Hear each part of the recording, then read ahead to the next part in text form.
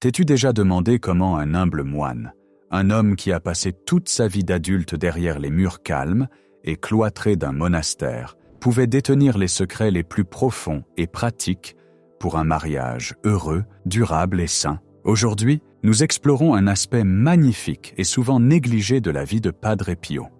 Nous allons ouvrir les lettres oubliées, les conseils chuchotés au confessionnal et les témoignages remarquables des couples qu'il a guidés pour découvrir ses 5 plus grands secrets pour les maris et les femmes. Nous découvrirons comment ce saint, qui portait les plaies du Christ, a compris que la vie quotidienne ordinaire d'une famille n'est pas une distraction de la sainteté, mais un voyage miraculeux, main dans la main, tout droit vers le cœur du paradis. Avant de plonger dans cette sagesse, je t'invite à prendre une douce inspiration et à faire de cet espace un sanctuaire. S'il te plaît, laisse ta prière spécifique ou ton fardeau dans les commentaires ci-dessous. Peut-être une prière pour ton propre mariage, une épreuve que ta famille traverse, ou une demande pour le conjoint que tu espères trouver un jour. Si les mots te manquent, un simple « Amen » suffit. Et je te demande, comme un acte de véritable charité, de chercher un frère ou une sœur dans les commentaires et de répondre avec un mot d'encouragement comme « Que Dieu te bénisse » ou « Je prie avec toi ». Construisons une communauté de grâce juste ici, en veillant à ce que personne parmi nous n'ait jamais à prier seul. Numéro 1. Le sanctuaire caché de l'église domestique. Quand nous pensons aux lieux saints, nous imaginons naturellement des cathédrales vertigineuses, des chapelles de monastères silencieuses ou des sanctuaires illuminés par la lumière vacillante de 1000 bougies. Nous pensons rarement à nos propres salons, nos cuisines ou aux sièges, avant de nos voitures pendant le trajet du matin pour l'école. Pourtant, le premier et peut-être le plus fondamental des secrets que Padre Pio a transmis aux couples mariés était un changement radical de perspective. Ton foyer est une école de sainteté et ta vie de famille est une vocation sacrée. Beaucoup des filles et fils spirituels qui affluaient à San Giovanni Rotondo étaient des hommes et des femmes mariés qui ressentaient un désir profond et douloureux de Dieu. Parfois, ils ressentaient une étrange culpabilité. Ils regardèrent les moines jeûner et prier dans le cœur pendant des heures. Puis ils regardaient leur propre vie remplie de tout-petits qui pleurent, de piles de linge interminables, de patrons exigeants et de la pression incessante pour payer les factures. Ils venaient voir Padre Pio épuisé et découragé, confessant qu'ils avaient l'impression d'échouer à atteindre de véritables sommets spirituels parce qu'ils étaient embourbés dans les corvées banales de la vie terrestre. La réponse de Padre Pio était toujours rapide, perçante et incroyablement réconfortante. Il brisait complètement l'illusion que le mariage était en quelque sorte un appel spirituel de seconde zone, à une femme profondément dévouée qui se lamentait que ses journées étaient entièrement consumées à essuyer les plans de travail, cuisiner des repas et s'occuper de son mari et de ses enfants, ne lui laissant que quelques brefs instants pour la prière silencieuse. Padre Pio l'a doucement corrigée. Il l'a aidé à comprendre que Dieu n'attend pas seulement dans le silence de la chapelle d'adoration. Il est intimement présent parmi les casseroles et les poêles. Pour Padre Pio, le foyer était l'église domestique. Il enseignait que lorsqu'une mère ou un père accomplit ses devoirs quotidiens avec un cœur plein d'amour, même la tâche la plus fastidieuse est élevée au niveau d'une prière profonde. Quand tu te réveilles au milieu de la nuit pour apaiser un enfant malade, tu participes à l'amour désintéressé du Christ. Quand tu vas à un travail difficile, jour après jour, pour mettre de la nourriture sur la table de ta famille, tu t'engages dans un saint sacrifice. Il y a une belle histoire d'un mari qui est venu au couvent en se sentant spirituellement aride. Il s'est plaint à Padre Pio que son travail exigeant et ses devoirs à la maison ne lui laissaient pas le temps d'assister à la messe quotidienne ou de prier les longues dévotions qu'il aimait autrefois. Padre Pio l'a regardé avec ses yeux profonds et pénétrants et lui a demandé pourquoi il travaillait si dur. L'homme a répondu « Pour subvenir aux besoins de ma femme et de mes enfants, pour leur offrir une belle vie ». Padre Pio a souri et lui a dit que sa sueur, son travail et son épuisement, lorsqu'ils étaient offerts à Dieu pour le bien de sa famille, constituaient une prière vivante et continue. Ce secret oublié transforme tout. Il signifie que l'autel de ton foyer est la table de la salle à manger. Il signifie que le fait d'écouter ton conjoint te parler de sa journée stressante, d'écouter vraiment alors que tu es toi-même fatigué, est un acte de miséricorde spirituelle. Padre Pio voulait que les couples réalisent qu'ils n'ont pas besoin de fuir leur vie pour trouver Dieu. Ils doivent trouver Dieu au centre même de leur vie. Il exhortait les couples à considérer leurs vœux de mariage comme une consécration solennelle. L'âme de ton conjoint et les âmes de tes enfants te sont confiées. L'environnement désordonné, bruyant et souvent épuisant du foyer familial est le creuset exact où se forgent les saints. En embrassant les devoirs quotidiens de ton état de vie sans te plaindre et avec un esprit d'offrande, tu marches sur un chemin sûr et direct vers le paradis. Numéro 2. Le creuset de la patience mutuelle et du pardon. Si le premier secret élève la dignité du mariage, le deuxième secret aborde sa dure réalité quotidienne. Padre Pio était un profond mystique qui conversait avec les anges, mais il était aussi un père spirituel avec une compréhension incroyablement réaliste de la nature humaine. Il savait que lorsque deux êtres humains imparfaits et déchus vivent sous le même toit pendant des décennies, les frictions sont inévitables. Par conséquent, son deuxième secret pour un mariage durable était la nécessité absolue et non négociable d'une immense patience mutuelle et d'un pardon quotidien. Nous vivons dans un monde qui nous dit que l'amour est censé être facile, que si tu trouves la bonne personne, tout se mettra naturellement en place sans effort. Le monde moderne traite le mariage comme un contrat de complaisance. Dès que cela devient difficile, dès que l'autre personne cesse de nous rendre parfaitement heureux, la société nous dit que nous sommes justifiés de partir. Padre Pio a enseigné exactement le contraire. Il a compris que le véritable amour n'est pas seulement un sentiment, c'est une décision, un acte de volonté. Et cela nécessite souvent une endurance héroïque. D'innombrables hommes et femmes sont venus à son confessionnal pour déverser les amères frustrations de leur mariage. Ils se plaignaient de maris têtus, colériques ou émotionnellement distants. Ils se plaignaient de femmes harcelantes, excessivement anxieuses ou profondément critiques. Ils présentaient ces griefs à Padre Pio en s'attendant à ce qu'ils prennent leur parti, qu'ils valident leur colère ou qu'ils offrent une solution miraculeuse qui changerait instantanément la personnalité de leur conjoint. Au lieu de cela, Padre Pio offrait un remède bien plus profond et exigeant. Il disait souvent à ses enfants spirituels que les défauts et les habitudes irritantes de leurs conjoints étaient permis par Dieu pour une raison spécifique, pour consumer leur propre orgueil. Il enseignait que le mariage est un mécanisme divin conçu pour nous apprendre à aimer comme le Christ aime. Et comment le Christ aime-t-il ? Il nous aime avec une patience infinie, supportant nos défauts interminables, nos péchés répétés et nos échecs constants.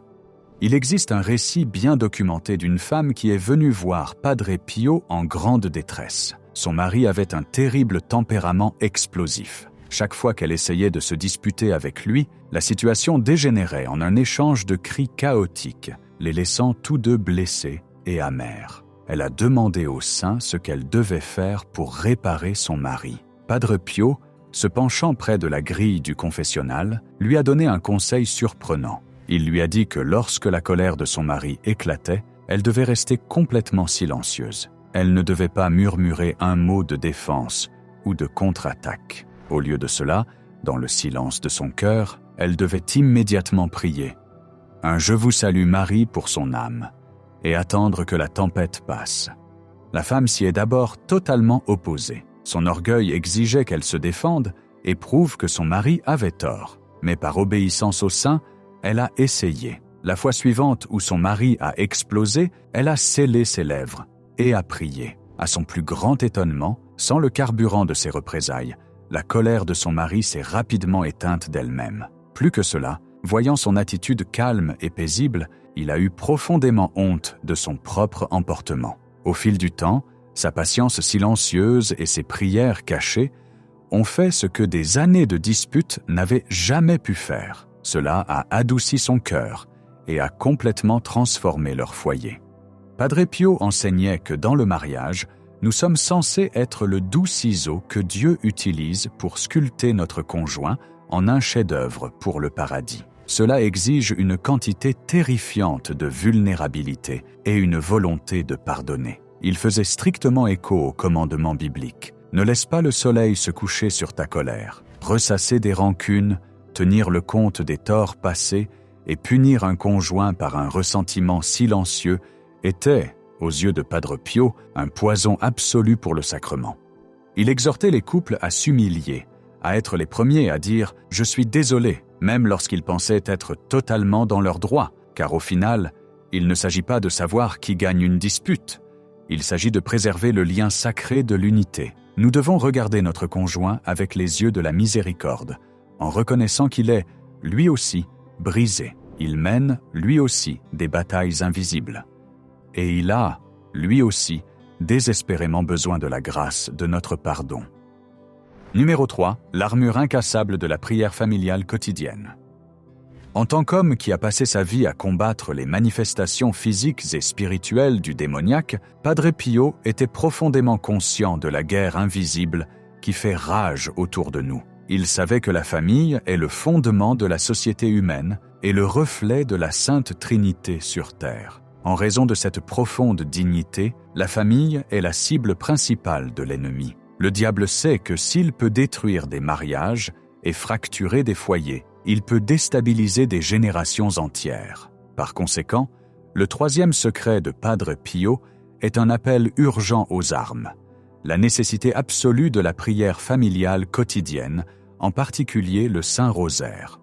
Padre Pio appelait d'ailleurs son rosaire son arme. Il le priait constamment, faisant glisser les grains entre ses doigts blessés jour et nuit. Mais il ne voulait pas que cette arme reste uniquement entre les mains des moines et des nonnes. Il la voulait désespérément entre les mains des maris, des femmes et des enfants. Il savait que l'effort humain seul, aussi sincère soit-il, ne suffit pas à soutenir un mariage toute une vie. Les sentiments romantiques s'estompent, les épreuves de la vie s'accumulent et les tentations du monde tirent férocement sur les bords du cercle familial. Sans ancrage surnaturel, un mariage est comme un navire dans un ouragan sans gouvernail.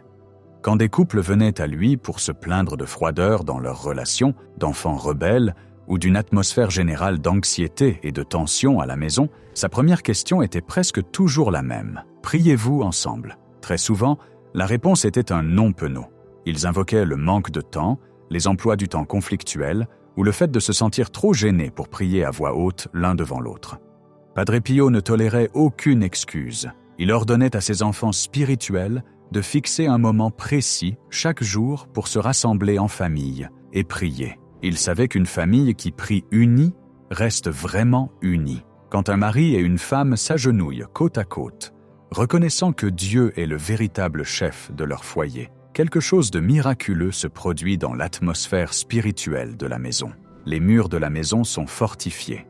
Imagine l'impact psychologique et spirituel profond de cette pratique. Quand tu entends ton conjoint prier pour toi, quand tu l'entends demander à Dieu la grâce d'être un meilleur mari ou une meilleure femme, cela fait fondre les couches durcies de ressentiment. Il est impossible de garder une rancune tenace contre quelqu'un avec qui tu viens de prier le Notre Père, demandant à Dieu de nous pardonner nos offenses, comme nous pardonnons à ceux qui nous ont offensés. Padre Pio promettait que la récitation quotidienne du rosaire en famille apporterait au foyer une paix que le monde ne peut tout simplement pas donner. Il voyait le rosaire comme une chaîne spirituelle qui lie solidement les cœurs des membres de la famille au cœur immaculé de Marie. Lorsque les tempêtes de la vie frappent, lorsque la maladie entre dans le foyer, lorsque la ruine financière menace, lorsqu'un adolescent s'égare, la famille qui a pris l'habitude de la prière quotidienne ne panique pas et ne se retourne pas les uns contre les autres. Au lieu de cela, ils se retirent instinctivement dans l'abri qu'ils ont construit par leur prière. Nous devons nous demander aujourd'hui, à une époque où les familles passent des heures assises en silence dans la même pièce, chacun regardant fixement le rectangle lumineux d'un téléphone ou d'une télévision, ne pouvons-nous pas trouver 15 minutes pour regarder Dieu ensemble ? Padre Pio t'exhorte, rassemble ton conjoint, rassemble tes enfants, éteins le bruit du monde, Allume une bougie, sors ton chapelet, invite la Mère de Dieu dans ton salon. Laisse le rythme des « Je vous salue Marie » devenir le battement de cœur de ton foyer. C'est la plus grande armure que tu puisses offrir à ton mariage. Et c'est une habitude qui résonnera dans l'âme de tes enfants pour l'éternité. Numéro 4. Le caractère sacré de l'amour conjugal authentique et de la pureté. Dans notre culture moderne, le concept de l'amour a été lourdement déformé. Il est souvent décrit comme quelque chose d'entièrement fondé sur l'autosatisfaction, l'attirance physique et l'épanouissement personnel. Le monde nous dit que l'amour concerne ce que nous pouvons obtenir d'une autre personne. Le 4e secret de Padre Pio frappe en plein cœur de cette tromperie. Il enseignait que l'amour conjugal authentique est sacré, incroyablement profond et fondamentalement enraciné dans le sacrifice désintéressé et la pureté. Padre Pio tenait le sacrement du saint mariage dans la plus haute estime possible. Il voyait l'union d'un mari et d'une femme comme une image vivante et vibrante de l'amour du Christ pour son Église. Parce que c'est si saint, il exigeait que les couples se traitent mutuellement avec la plus grande révérence et le plus grand respect. Il était farouchement opposé à tout ce qui dégradait la dignité du conjoint ou le traitait simplement comme un objet de plaisir ou de commodité. Cela signifiait qu'il parlait clairement de la nécessité de la pureté au sein du mariage. Aujourd'hui, quand nous entendons le mot « pureté » dans le contexte du mariage, nous pourrions le mal comprendre. Padre Pio ne considérait pas l'intimité physique d'un mari et d'une femme comme quelque chose de honteux ou de simplement toléré. Au contraire, il la comprenait comme une part sainte et essentielle du lien conjugal, une magnifique expression des vœux prononcés à l'autel. Cependant, il insistait sur le fait que cette intimité doit toujours être une expression de véritable amour oblatif, complètement ouverte à la volonté de Dieu et à la création d'une nouvelle vie. Il mettait en garde les couples contre l'infiltration de l'égoïsme dans leurs moments les plus intimes. Le véritable amour, enseignait-il, recherche toujours le bien ultime de l'autre personne. Dire « je t'aime » dans le sens profondément chrétien que Padre Pio comprenait, c'est dire « je suis prêt à donner ma vie, mes désirs et mon confort pour ton bien-être physique, émotionnel et éternel. » Il y a des histoires profondes d'hommes qui venaient voir Padre Pio en confession. Des hommes qui avaient laissé leurs yeux et leur cœur s'égarer. Peut-être n'avaient-ils pas commis d'adultère physique, mais ils avaient permis que la pureté de leur amour pour leur femme soit entachée par des fantasmes mondains ou le désir de quelqu'un de nouveau. Il était un lecteur d'âme. Il confrontait souvent ces hommes avant même qu'ils n'ouvrent la bouche. Il leur rappelait avec force les vœux solennels qu'ils avaient prononcés devant l'autel de Dieu. Il éveillait en eux un sentiment renouvelé d'émerveillement pour la femme qui avait lié sa vie à la leur. Il enseignait que l'infidélité ne commence pas dans la chair. Elle commence dans l'esprit et le cœur, dans de petits compromis et dans l'oubli de l'immense valeur du conjoint que Dieu t'a donné. Il exhortait les maris à aimer leurs épouses avec une dévotion protectrice et sacrificielle, reflétant le sacrifice du Christ sur la croix.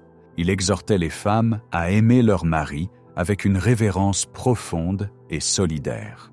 Padre Pio voulait que les couples comprennent que leur union est une mission spirituelle partagée. Vous n'êtes pas juste des colocataires partageant les dépenses. Vous êtes des compagnons spirituels, chargés d'une tâche incroyable. Dieu a essentiellement dit au mari « Je te confie ma fille, ramène-la-moi au paradis. » Et à la femme « Je te confie mon fils, aide-le à devenir un saint. » Quand un couple regarde son amour à travers ce prisme éternel, chaque interaction est élevée. Les petits actes d'affection, les mots d'affirmation et la protection féroce du lien conjugal contre les influences toxiques du monde deviennent des actes d'adoration divine. L'amour authentique, celui que Padre Pio défendait, est un amour qui traverse volontiers le feu pour s'assurer que l'âme de l'être aimé atteigne le paradis. Numéro 5. Embrasser la croix main dans la main. Nous sommes arrivés au 5e secret, le plus profond et peut-être le plus difficile des secrets de Padre Pio pour le mariage. C'est un secret qui touche aux mystères les plus profonds de notre foi et un secret que Padre Pio Un homme qui a porté les stigmates saignants du Christ pendant 50 ans a compris mieux que presque quiconque dans l'histoire moderne. Le 5e secret est la nécessité d'embrasser la croix ensemble. Quand un jeune couple se tient à l'autel, radieux et plein de joie, entouré de fleurs et des visages souriants de leurs proches, il est facile de prononcer les vœux. Il est facile de promettre d'être fidèle dans les bons comme dans les mauvais moments, dans la maladie comme dans la santé. Mais quand les mauvais moments arrivent vraiment, quand la maladie frappe le foyer, quand le compte en banque est vide, quand un rêve est brisé, ou quand le chagrin inimaginable de perdre un enfant assombrit leurs portes, les véritables fondations du mariage sont éprouvées par le feu. Dans ces moments de souffrance profonde, le monde n'offre aucune réponse. Le monde considère la souffrance comme un mal absolu à éviter à tout prix, un signe que quelque chose a terriblement mal tourné. En conséquence, lorsqu'une profonde tragédie frappe un mariage, elle crée souvent un fossé entre les conjoints. Le mari se retranche dans une colère silencieuse, la femme sombre dans un désespoir isolé. Le poids même de la douleur fracture les fondations et le mariage s'effondre. Padre Pio a offert une perspective complètement différente pour voir les épreuves de la vie. Il a enseigné qu'un mariage sans la croix est une illusion. La souffrance n'est pas un signe que Dieu a abandonné ta famille. C'est plutôt une invitation à entrer au cœur même du mystère de la rédemption. Des couples portant des fardeaux insupportables voyageaient de toute l'Europe pour chercher ses conseils. Il y avait des parents dévastés par la mort soudaine d'un enfant plein de vie. Il y avait des conjoints confrontés à une maladie en phase terminale. Il y avait des familles ruinées par les ravages de la guerre et l'extrême pauvreté. Quand ils venaient à lui, Padre Pio ne leur offrait pas de platitudes vides. Il ne leur disait pas que tout serait facile ou magiquement réparé. Au lieu de cela, il pleurait souvent avec eux. C'était un homme d'une profonde compassion qui ressentait intensément la douleur de ses enfants spirituels. Mais après avoir pleuré avec eux, il levait doucement leurs yeux vers le calvaire. Il leur enseignait que lorsqu'une tragédie frappe une famille, le Christ demande à cette famille de l'aider à porter sa croix. Dans un mariage, tu es appelé à être Simon de Cyrène pour ton conjoint. Quand ton mari est écrasé par la perte de sa carrière ou une profonde dépression, tu es appelé à porter le poids avec lui. Quand ta femme est brisée par une maladie physique ou un traumatisme émotionnel, tu es appelé à lui tenir les mains et à marcher sur le chemin de douleur à ses côtés. Padre Pio a enseigné que la souffrance, lorsqu'elle est acceptée ensemble et unie à la souffrance du Christ, a un immense pouvoir de changer le monde. Il y a un témoignage d'un couple qui avait subi plusieurs fausses couches déchirantes. Ils sont venus voir Padre Pio complètement vidé par le chagrin, leur mariage pliant sous le poids silencieux de la chambre d'enfant qui restait vide. Padre Pio leur a parlé avec une tendresse qui les a émus aux larmes. Il a expliqué que leur petit n'était pas perdu, mais brillait déjà en présence de Dieu, priant pour eux. Mais plus important encore, il leur a enseigné que la douleur atroce qu'ils enduraient en tant que couple, s'ils choisissaient de la supporter ensemble sans s'aigrir, forgeait un lien incassable entre leurs âmes. Il leur a montré que leurs larmes partagées arrosaient le jardin de leur salut éternel. C'est le secret ultime. Quand tu embrasses les épreuves de la vie de famille ensemble, quand tu refuses de laisser la souffrance t'éloigner, mais qu'au lieu de cela tu lui permets de te rapprocher de ton conjoint et de te rapprocher du pied de la croix, ton mariage devient un chef-d'œuvre de grâce. Les sacrifices partagés, les nuits blanches, les larmes essuyées, les étreintes réconfortantes dans l'obscurité, tout cela devient l'or qui pave ta route vers le paradis. Padre Pio veut que tu saches que le but de ton mariage n'est pas seulement d'atteindre 50 ans de bonheur terrestre et une retraite confortable, le but de ton mariage est l'éternité. C'est le moment époustouflant où tu franchis enfin le seuil du paradis, où tu regardes dans les yeux de celui que tu as aimé sur terre, et où tu réalises que vous vous êtes aidés mutuellement à rentrer à la maison. La vie d'une famille est belle, elle est chaotique, elle est exigeante et elle est indiciblement sainte. Puissions-nous prendre à cœur la sagesse de ce grand saint. Puissions-nous considérer nos foyers comme des sanctuaires. Puissions-nous nous armer de patience, d'un pardon rapide et du rythme quotidien du rosaire. puissions-nous nous aimer les uns les autres avec une dévotion pure et désintéressée. Et quand les ombres tombent et que la croix semble lourde, puissions-nous nous tenir fermement par la main, sachant que nous ne marchons jamais seuls. Le Seigneur est avec nous et le chemin, bien que parfois escarpé, mène à une joie éternelle. Prions pour nos mariages, battons-nous pour nos familles et marchons ensemble dans ce voyage miraculeux vers le paradis. Que Dieu te bénisse et qu'il garde ton foyer pour toujours dans sa paix.